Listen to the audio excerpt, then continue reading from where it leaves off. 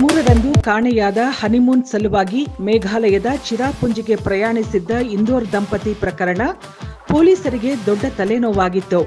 ದಂಪತಿ ಪೈಕಿ ಪತಿಯ ಮೃತದೇಹ ಸಿಕ್ಕಿದ್ದು ಸೋನಂಗಾಗಿ ಶೋಧ ಕಾರ್ಯ ಮುಂದುವರೆದಿತ್ತು. ಈ ಕಾರ್ಯಾಚರಣೆಗೆ ಸಂಬಂಧಿಸಿದಂತೆ ಪೊಲೀಸರು ಶಾಕಿಂಗ್ ವಿಷಯವನ್ನು ಬಹಿರಂಗಪಡಿಸಿದ್ದಾರೆ.